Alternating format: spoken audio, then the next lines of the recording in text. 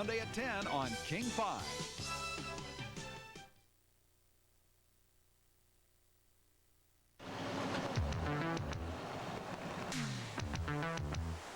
Record rainfall brings record floods. We got a log jam there that's killing us. If we get... Yeah, in 86 it was bad, but not like this.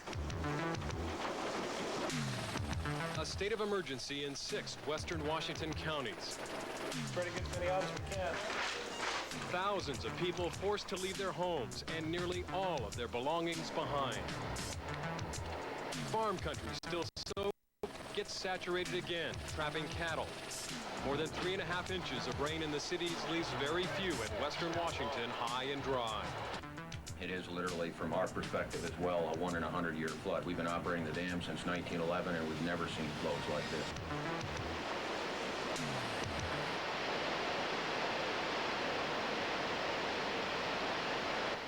Hello, I'm David Curley. It seemed like just another Thanksgiving holiday weekend, but it quickly became a weekend to remember. Record rains brought furious floods, the worst this state has seen in decades. As people were driven from their homes, an unbelievable sight on Lake Washington. The old I-90 bridge filled with water quickly, sinking to the lake bottom. Some incredible sights, sounds, and stories. It was a weekend to remember. When news happens, you'll see it happen on King 5. And now, with all the news for Western Washington, Gene Anderson and Mike James, Shelley Monahan's weather, and Tony Ventrella sports. This is King 5 News at 11. The snow, at first a relief to flood victims, is now starting to melt. More flood warnings tonight, and a worry that this may happen once again. Good evening, everyone. I'm Mike James. And I'm Jean Anderson. The flood warnings have been reissued for 7 rivers. They are the Cedar, the White, Snoqualmie, Skykomish, Snohomish, Stillaguamish, Skagit, and Nooksack. The storm that's coming in is bringing warmer temperatures, which is causing freezing levels to rise. Heavy rain upstream could again threaten Fir Island in the Skagit, the area hardest hit by last week's flooding. And on this Thanksgiving Eve, that area remains nearly deserted. Bob Simmons was there. A mean, cold wetness hangs over the Skagit Delta at the end of the day. The river is steady at 22 feet, 6 feet below flood stage. The river will be rising tomorrow, but Army engineers say this temporary barrier, which they finished just today, will repel the river at flood stage. If it's going to rise above flood stage, they expect a 24-hour warning, and they'll start hauling rock again. Much of the water that rolled through here a week ago Sunday has drained from the island, but much remains. Of the 500 or so chased from their homes, most cannot yet move back. Comfortable old houses take on an air of desolation on Thanksgiving Eve. Kay said they had a log in their milk farm. They had all the stuff here. At the Conway Fire Station, there was turkey for anyone sent over from Skagit Valley College. Fir Island families cheered each other, traded stories, and with photographs replayed the events of the past 10 days. If the soggy river dikes hold against this new storm, then they'll be home, all of them, in time for Christmas. At Conway, I'm Bob Simmons, King 5 News. And it's raining now at Snoqualmie Summit, too, and that could be good news for travelers headed over the pass for Thanksgiving. Oh, Gene, that is not good news, though, not welcome news in the river valleys of western Washington. Charlotte Rayner is at the summit tonight where the freezing level just keeps moving up. Charlotte. That's right, Michael. There is so much water here at Snoqualmie Summit, about the only thing you could do is water ski. A real letdown for snow ski operators who had high hopes earlier this week. Remember this? It snowed hard Monday, Tuesday, and part of Wednesday at the summit. So hard that operators predicted an early start of the ski season. Things are looking real good, and with a little bit of luck, we should be able to scrape an opening this weekend. But that was then, and this is now. The only snow falling now is sliding off roofs in the rain. About 9 inches of snow are hard-packed on the mountain, but the rain could wash even that away if it keeps up. It wouldn't hurt if you're driving over the pass tomorrow to be prepared for a change in the weather. Be sure you have snow tires, which are advised, and bring chains. Back to you. Charlotte, we understand the temperature's moving up into the 40s at Snoqualmie tonight. The rivers are rising across western Washington tonight, causing some spirits to fall on this Thanksgiving Day. Flood warnings are posted on at least 8 rivers. King 5 reporter Jim Foreman joins us live from Snoqualmie, where a Phase 3 flood warning is in effect. Jim? That's right. We are at the bridge over the Snoqualmie, and you can see the marking stick behind me, and it is slowly creeping up. The water is rising. It's rising all over western Washington. It's a good news, bad news situation tonight. The bad news is we are going to see flooding. The good news is it is not going to be as bad as 10 days ago, and that seems to be the case wherever you go in western Washington tonight. Thanksgiving brought with it a quiet, tense calm here on Fir Island. Tonight, the temporary dike is holding the water back, and the water is slowly starting to disappear. Here in Arlington, the Snoqualmie is rising fast too. Folks here are watching the river instead of football this Thanksgiving, and the Sheriff's Department is keeping a riverside vigil, ready to tell people to move to high ground. Along the Snoqualmie and Falls City, some people are already moving out. These campers retreated to the top of the dike after the road to their campground flooded out a short time ago. It's got potential for going, but right now I'd say if the weather stays as is, we should be okay. We are keeping a very close eye on the steadily rising waters. It's going to be a slow, steady rise, not a big flash flood. That's what's happening, and we'll have more at 6:30 on this. All right, Jim, a lot of people watching those rivers and watching the weather. And one of those, of course, is Shelley Monahan. She's got the whole forecast for us in just a few minutes. Laurie. That Pineapple Express that Jim was talking about is bringing all this moisture, and it's washing away the snow on Snoqualmie Pass. Motorists found clear but wet roads across the mountains pass. Some had been worried the storm preceding this one would make the pass impassable, but that didn't pan out. Further down the mountain in the town of Snoqualmie, the famous falls were full with rushing water. For the curious, the sight was nothing less than spectacular. Dozens of people made the trek to the falls to witness the raging river. Mother Nature is packing a blustery punch across western Washington. High winds and rains are making a bad situation worse in some of the areas hit hard by the recent flooding. With more on the situation in Skagit County, King 5 reporter Larry Kelly live from Conway. Larry? Laurie and Mike, if you'll excuse a rather hackneyed phrase, it is both good news and bad news on Fir Island. The freezing level in the mountains has lowered, so that means there's less snow melt into the Skagit River. But it is raining now again here in the river basin hard, and there are other conditions that are adding to the flood threat here.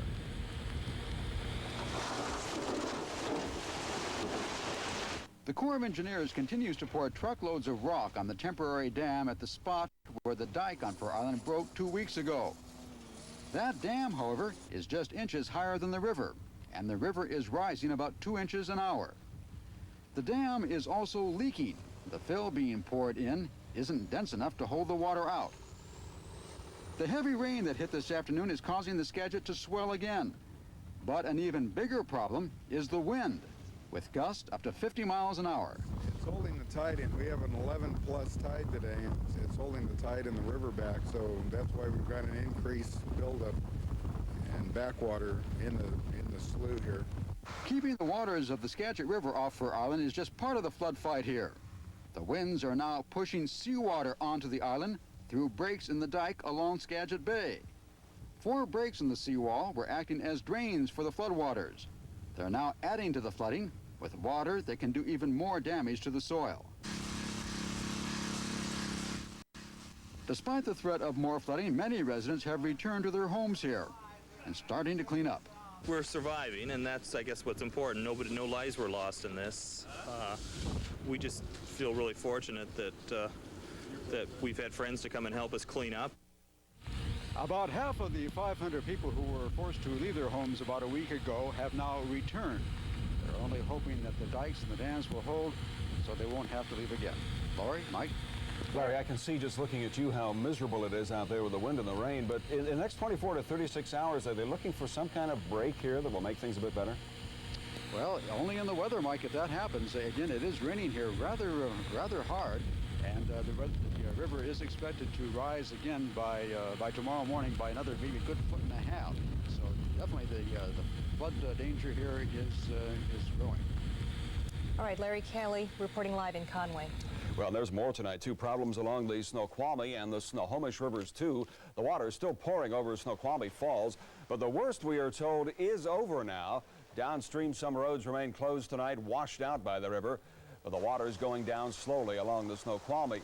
Near Everett, along Eby Island, the Snohomish is still rising. The combination of high river levels, a high tide and high wind sending water over the roads leading to the bridges that connect the island, stranding some people and keeping others, like the highway department, very busy.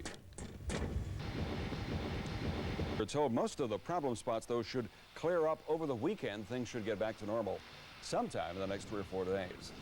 Good afternoon. A state of emergency already declared in King and Pierce counties. And the rain is expected to continue for several hours. Warm rain coupled with melting snow. Nearly the entire town of Snoqualmie is underwater this afternoon. Levees and dikes are breaking. This one near Monroe gave way earlier today. Farmland is swamped, barns and equipment surrounded by water, milk cows trapped by the rising floodwaters. And people, hundreds of them, are being evacuated, some carrying their belongings with them. Others, nursing home residents, carried to higher ground in safety. The National Guard has been called up to help with the evacuations. Flood warnings are up this afternoon for 18 western Washington rivers. Very few areas have been spared, as 5 inches of rain on the average have fallen in the past 24 hours. Many of the rivers are still rising at this hour, and the lowlands near the Sound still face a wall of water which is flowing down from the mountains. We begin our flood coverage today to the north. One of the first places to get hit by the high waters, the Snohomish River. King 5's Jim Foreman is in the town of Monroe with a live report on floodwaters that continue to rise. Jim? That's right. They continue to rise tonight. Actually, it's not just the Snohomish, it's the entire valley, all the different rivers that make up the part of the Snohomish Valley, and they are all out of their banks right now. Here in Monroe, the river rose fast, and the warning came quickly, get out. And folks got out any way they could. Some carrying whatever they could salvage on their backs. For others, the water got high fast, and this truck stalled out on what was Highway 203. Luckily, another truck came by. The driver chained it up and pulled it to safety. But many people couldn't get out at all. Their only way out was by helicopter, and it was amazing the choppers were flying at all through the dense fog. By midday, the river was threatening the bridge linking the road from Monroe to King County. It was shut down, and another link was gone. And one last family got out by bulldozer. This afternoon, State Road 2 was shut down, creating a major traffic headache. Downstream, homes are underwater. These people got out, but no one knows what they'll have to come home to.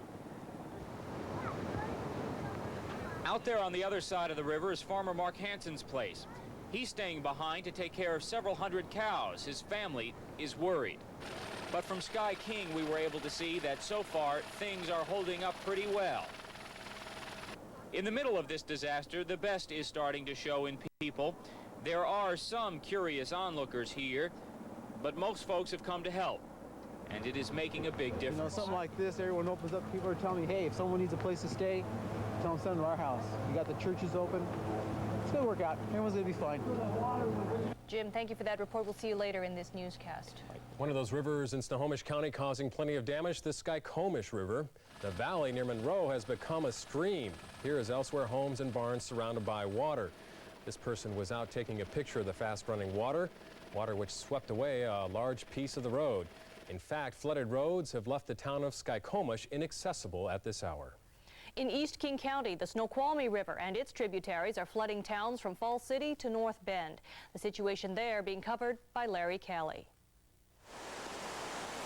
The raging river along the Preston Falls City Road in an outrage today. We got to keep working. Yeah. We got a log jam there that's killing us. If we get... A log jam diverts the river over the roadway. County crews fight to push it back on course. Well, it looks like we're starting to slow it down. We need more equipment, but everybody in the county needs it right now. A couple of miles east in Snoqualmie, firefighters make rescues by boat. Yeah, in 86 it was bad, but not like this. I've never seen it in the yard. This is about the 8th, 9th time today so far. Okay, whenever you're ready, sir. Get it. It's in there. Police tell the town's 2,300 people to get out of town. You got about 10 minutes before nobody goes out of town. Is it coming that high? Yeah. Try to get as many out as we can. Right now, this is the only road out of Snoqualmie, but it too is hood deep in water. Further east is North Bend.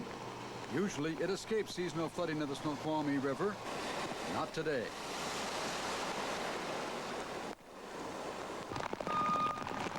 The most serious threat there is to a nursing home with 100 residents. Okay, we'll do the best we can to get you in as quick as we can.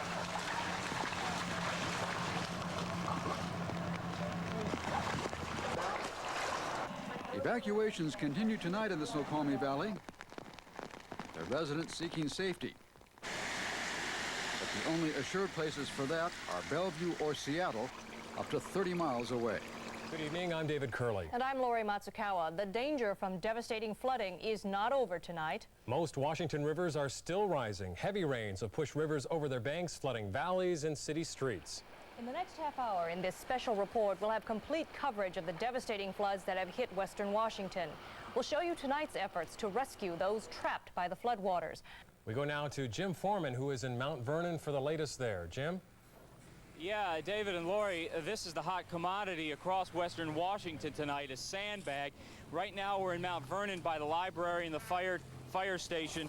You are looking at a mass of humanity. People here are volunteering their time to make sandbags, to get them out to the levee, to strengthen the dike, to keep back the Skagit. Right now, it doesn't look good. The river is still rising, crest is still hours away, and there is only just inches to go before the water starts flooding downtown Mount Vernon. It is really a scene of raw emotion here, and earlier tonight we took a trip a couple blocks from here to the river to see what happens to these sandbags. Take a look. Here at the dike, the loads arrive every 3 or 4 minutes, and that's when the teamwork picks up again. Do you think you can hold the water back? I'm not real sure. I think everybody's trying real hard. I guess that's the best we can do. How are the spirits holding up in town? Everybody's doing real well. We have a good turnout right now. With most people sandbagging or at home worrying, downtown is nearly deserted. There is an eerie calm here, and it is an eerie sight seeing the sandbag doorways. Here at the bakery, they closed up early and got everything up on the tables out of the water's way. And at the river's edge, the watch continues. King County officials have evacuated parts of Maple Valley near Renton tonight. Homes on Jones Road southeast along the Cedar River are flooded, and the river is expected to rise even more tonight. King 5's Lisa Machette has the story.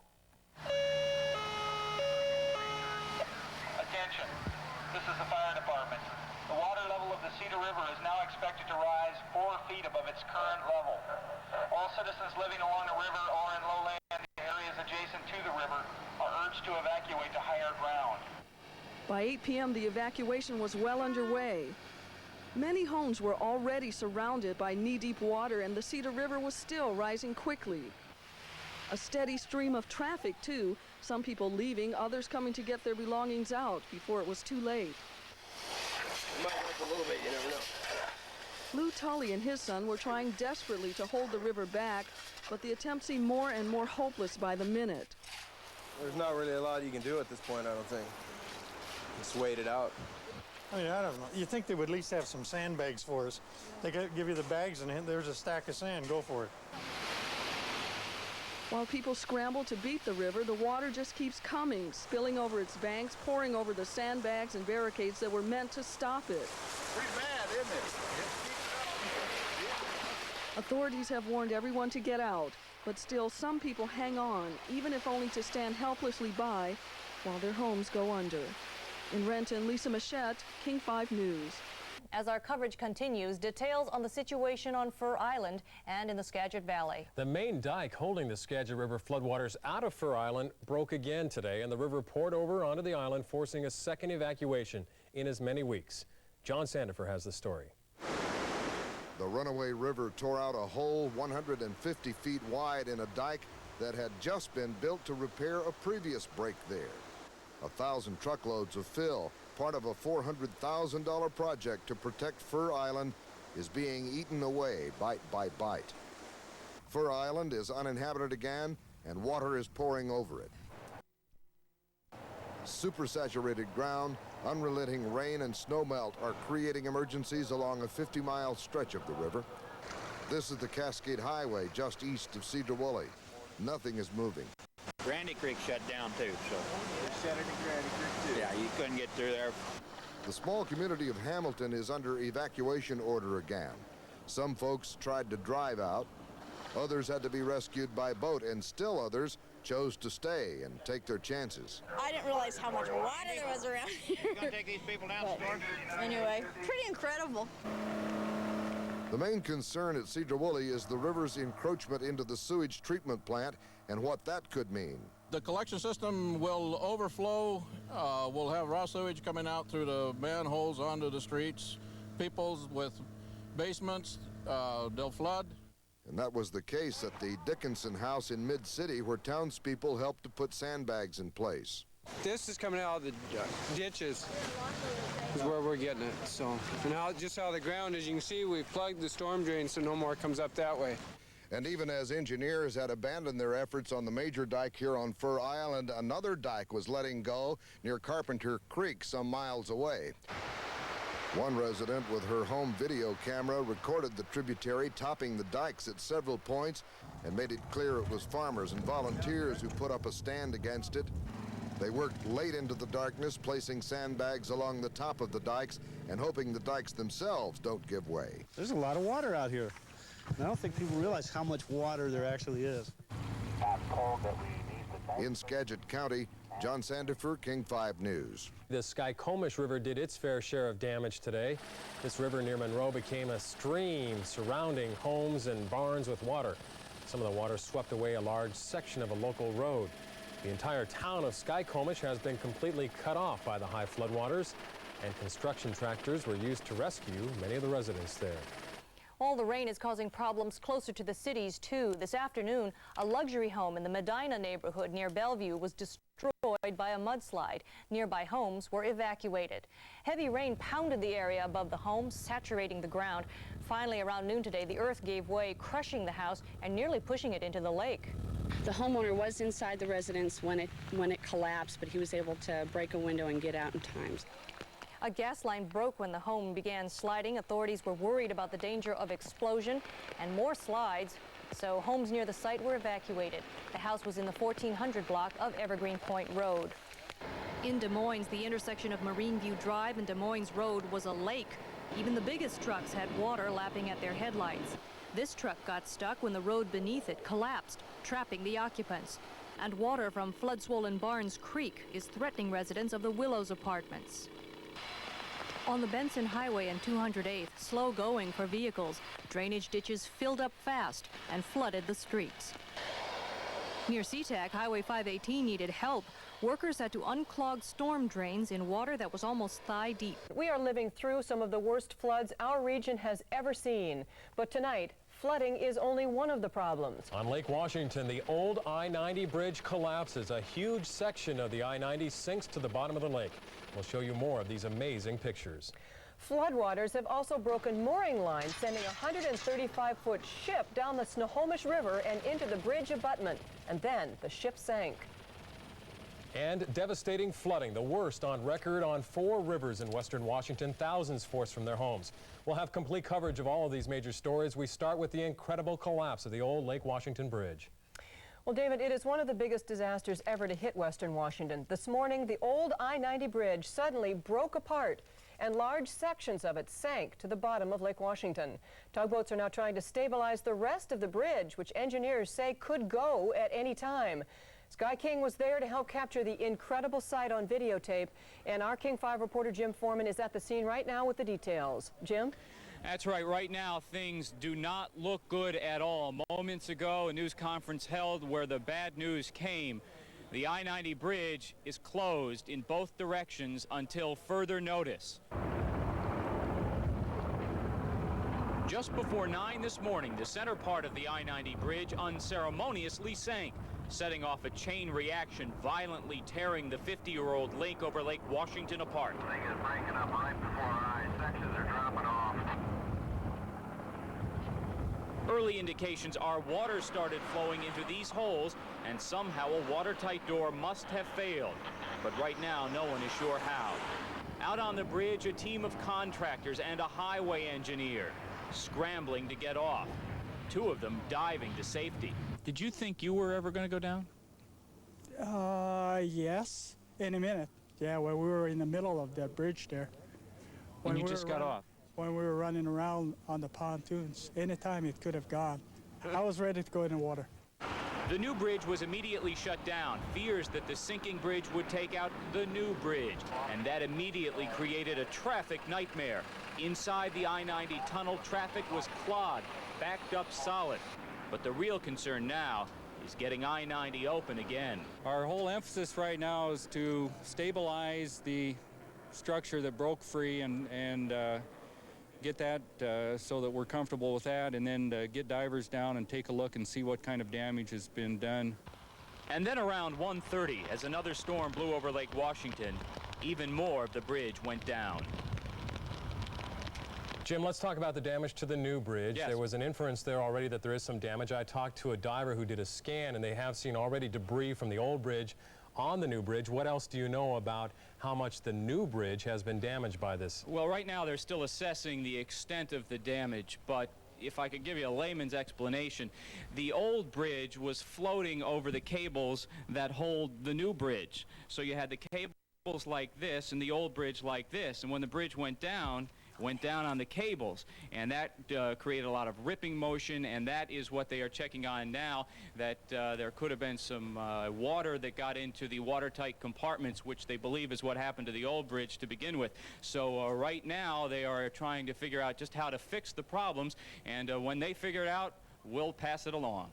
Well, that's just one incredible story. The other incredible story of the day is the devastation caused by floods in western Washington. Floods which have now claimed at least one life. A state of emergency now in 18 counties. Some rivers are receding, others still to crest, though. What we're seeing is generations of people's livelihood under torrents of floodwaters. In the Skagit, Mount Vernon residents are anxiously waiting for the Skagit to crest. Larry Callie is there once again today and spent today watching and empathizing with people who live there and hope someday to return there. Larry? Gene, this is the Levee Walk in Mount Vernon, a popular strolling place on Sunday afternoons, but today the strollers are filled with anxiety. That anxiety, however, has lessened a bit. The Skagit River did crest about an hour and a half ago, and the main part of Mount Vernon is safe. The west side of Mount Vernon is already underwater. The Skagit went over its west bank last night, flooding 10 blocks of a residential area. The main part of Mount Vernon is on the east side of the river. 2 walls of sandbags were put up overnight and storefronts fortified. At Red Cross shelters, evacuees waited, hoping for the best, but expecting the worst. If it does go over, it will probably take my trailer right down the river and everything I own. Goodbye rugs, goodbye my nice maple furniture, goodbye my beautiful Davenport, goodbye everything. At Mount Vernon churches this Sunday, there were prayers for flood victims and offerings of help, should there be more of them. Tonight they called and asked if we could house some people, and we did house them at the West Wind Motel. I mean, just for a few nights. Yeah. But we could also put them here in the church, too, if they need that kind of housing. The main part of Mount Vernon is safe. However, the concern now is for what they call the new downtown of Mount Vernon. That's the Mount Vernon Mall, about a half-mile north of the city. It isn't so much that the river will overrun its banks, but that the dike that holds the river back will give way, flooding the mall. Mike? Sorry, David? Gene? And concern for all those people around them. Larry Callie live in Mount Vernon. Also near Mount Vernon, a new break in the levee around Fir Island has let the river pour once more into Fir Island near Conway. Bob Simmons reports it has forced the second evacuation of Fir Island in just 2 weeks. Fir Island has been hit much harder than it was when the levee first broke 2 weeks ago. The water is deeper and wider. Those few islanders who had moved back home had to move again, and the water's into homes that were spared before. That emergency rock barrier the Army Corps built in front of the broken dike, it's gone. This was the scene on Monday as the Army Corps of Engineers finally closed off the torrent that had ripped through the Fir Island levee. The Corps of Engineers pulled off of this job Wednesday before noon. A spokesman for the Corps told me they had built it to equal flood stage, and in his words, that's all that's in our jurisdiction to do. So no work was done here Wednesday, nor Wednesday night, nor Thursday night. Friday, with the river rising, they began again to haul rock under the barrier, but it was too late. Water was already topping it. And yesterday, the $400,000 emergency repair job disappeared. It's little solace to those who used to live on Fir Island, but that renewed break in the levee eased the pressure on the river upstream a few miles and possibly saved downtown Mount Vernon from destruction. In Skagit County, I'm Bob Simmons, King 5 News. And on top of all the flooding, now this, a 135-foot ship broke loose from its moorings in Snohomish and now sits on its side in the river near Everett. It threatened to run into a bridge for a while, but as King 5's Julie Blacklow reports, it went down and didn't take a whole lot else with it. The 135-foot SeaTac is a privately owned boat, which someone had been living on. It was moored up in Snohomish but broke loose from its moorings and floated on its own towards Everett, carried along by the swollen floodwaters of the Snohomish River. It stopped at an abutment under the Highway 2 Snohomish Bridge. There was worry it would crash into the bridge and damage it, so the road was closed and all the attention then turned to the ship. 2 tugboats arrived and began an effort to haul the ship away and save it. But the big boat began taking on water through its cargo doors, and there was nothing anyone could do but watch.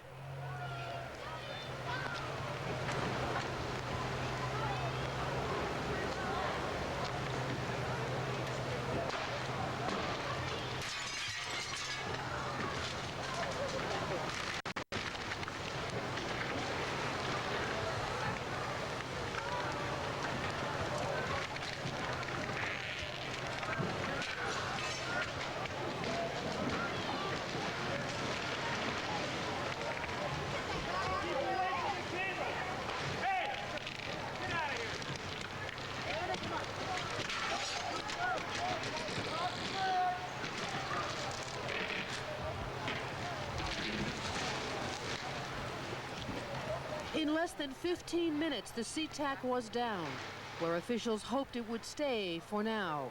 If the boat stays put, it will be left there for now. There are just too many other crises to deal with at the moment.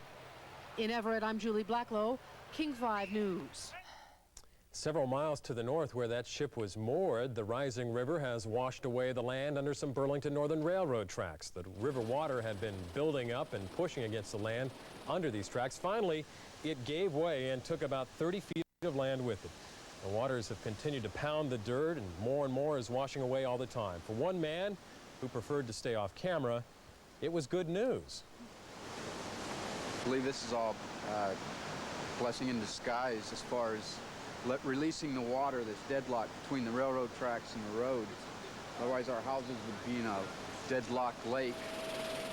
A car washed out into the newly formed lake. No one was in it when the water took it away, but the Snohomish continues to rise in the town of Snohomish and in the surrounding towns as well. And one of the state's largest employers, the Boeing Company, tonight joins the list of thousands who this Thanksgiving are flooded out. Some of the flooding, largely in urban King County, is as bad in the urban areas as anywhere in western Washington. Glenn Filer reports from the Cedar River. Water from the Cedar River is up over large sections of the Renton airport. Some Boeing flight lines are covered, but Boeing says damage is minimal.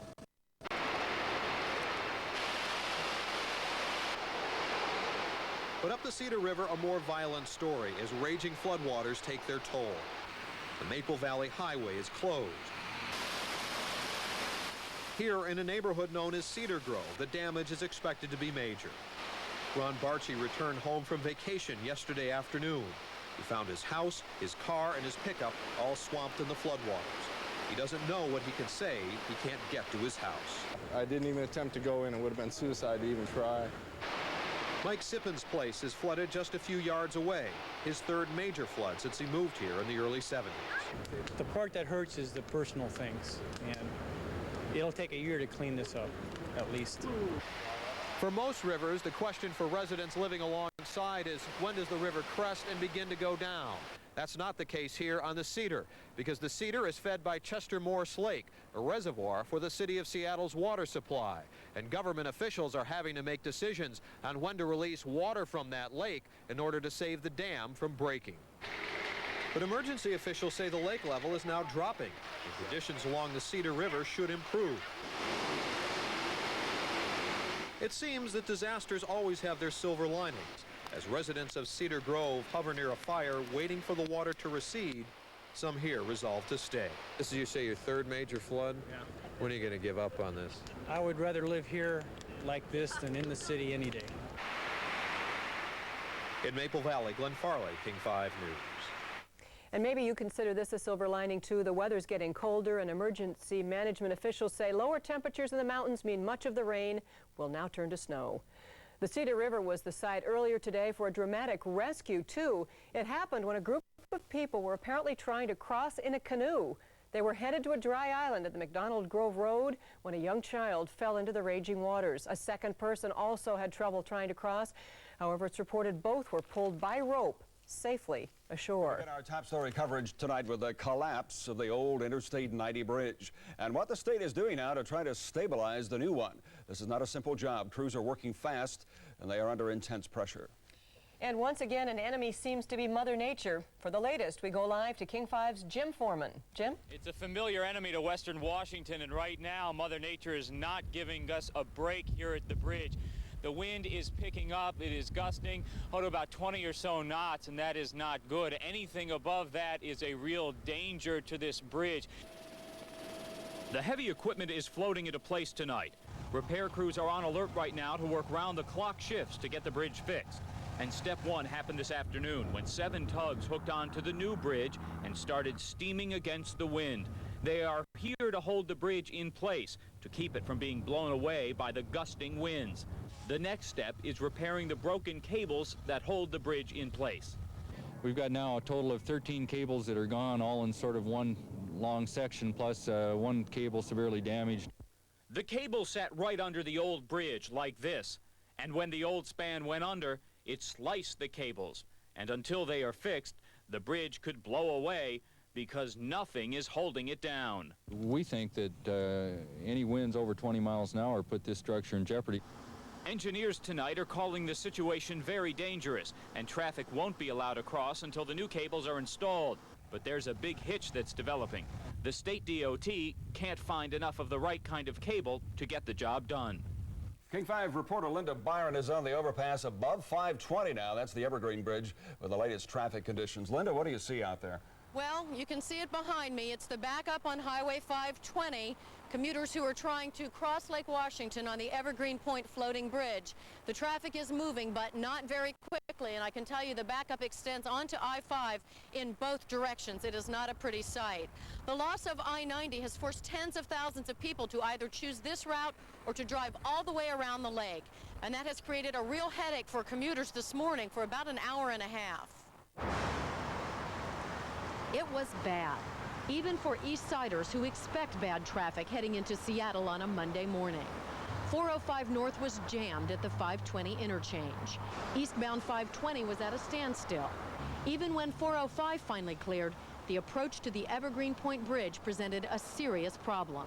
Still, everyone agrees it could have been much, much worse. Many commuters heeded radio and television warnings to carpool or to take the bus.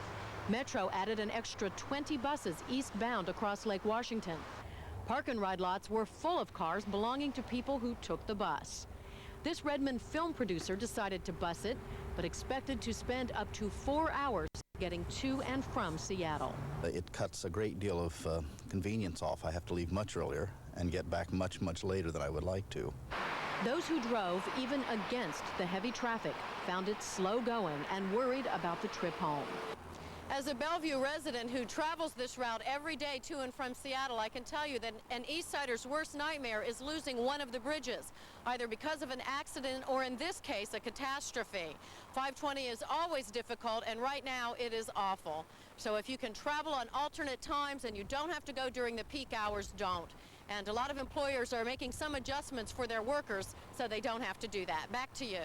Homes and roads, farmland across western Washington still underwater tonight. The rivers are receding, but not far enough, and they are not taking much of the flood water with them. Hi, Gene and Mike. That's right. Here in Snohomish, the one bit of good news today was the river level did drop like somebody pulled the plug out of a bathtub, according to one local resident.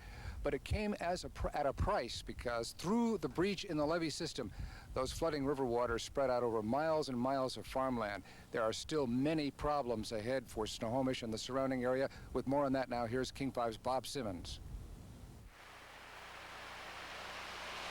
The town of Snohomish and the valley that surrounds it have never taken such a beating, not that anyone can remember. Worst I've ever seen. I've been with the sheriff's office for 23 years. Snohomish's Harvey Airfield, a summer playground for pilots and parachutists, is underwater. It's waist high in the airport office. You know, it's genius. But most of the planes were moved to higher ground before the dike broke.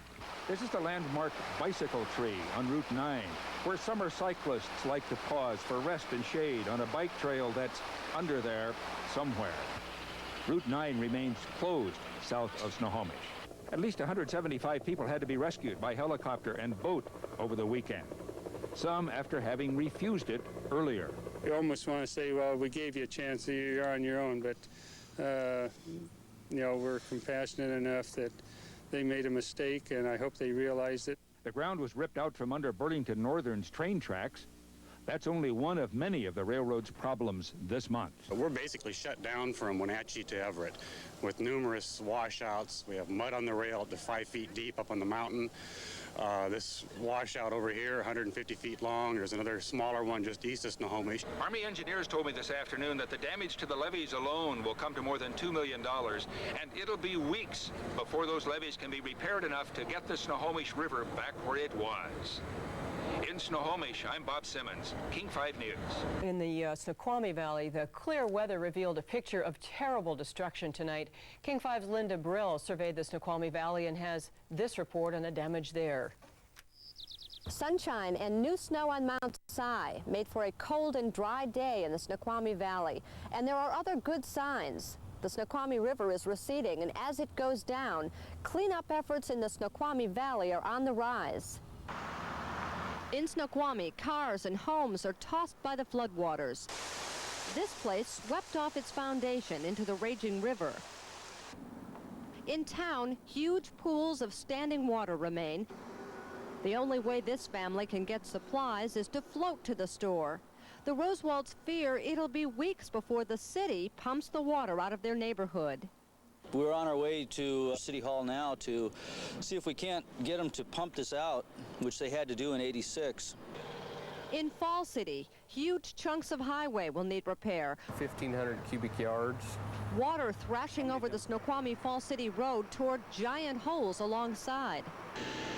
And the Sims two-bedroom home was split in two. This house has been here since 1920. Never even come close before.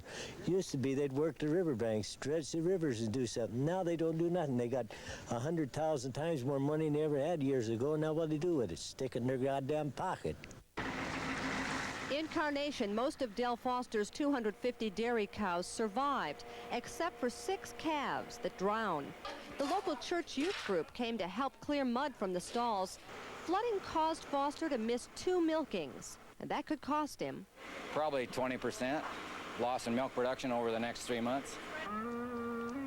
And in Duval, downriver, more dairy losses. Some farmers went from 250 head of cattle down to 20, and they're all working just as families together to try to get their cattle up on land. But the losses where we're having the problem, is there's so much cattle that's been lost. As the waters go down, the costs go up. Officials say it will take weeks to tally the losses. In the Snoqualmie Valley, Linda Brill, King 5 News.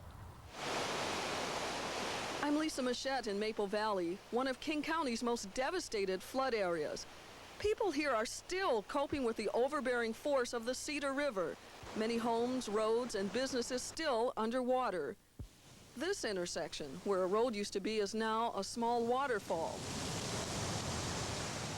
Pieces of lives have been scattered and rearranged by the water, strewn to unlikely places. The flood hit Ron Barchi's home while he was on vacation. Came home to the river going through our house. At the moment, the closest he can get to his house is this campsite. It's one of many that has sprung up to provide temporary comfort on dry ground. Trying to get to it now. I'd like to get some clothes. And we have a couple babies, so I'd like to get some of their clothes too. Across the way, the Fresh Start nursery is covered. The two owners can't even identify their plants. We couldn't even see the tags on the trees. You know, we don't know if the boxes have all lifted up off the ground and are moved. We had plants, trees, cherry trees. We had some materials. We had bark. We have no idea. I don't know if anything's going to be salvageable or be left at all. Your winter inventory pays for your spring inventory, and without it, we're going to be in real trouble. Like others in the valley, the owners of the Fresh Start nursery say they'll just wait for the water to go down so they can start up again. But even though the water is receding, it'll be a long time before that can happen. In Maple Valley, Lisa Machette, King 5 News. The Salvation Army and the Red Cross are working to help people displaced by the floods. If you'd like to help them, help people in need, please call the King 5 helpline at 448-3159. We'll give you the information you need to get in touch with those charity groups. Again, the number is 448-3159.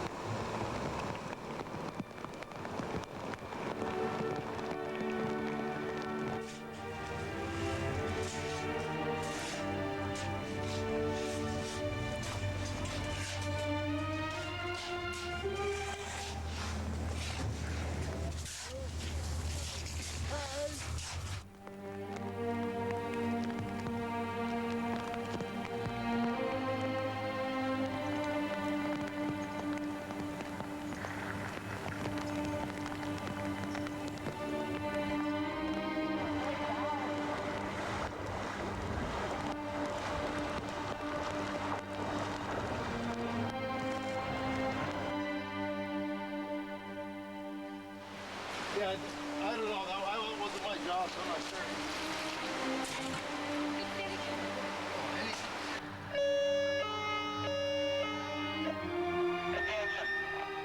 Attention. This is the fire department.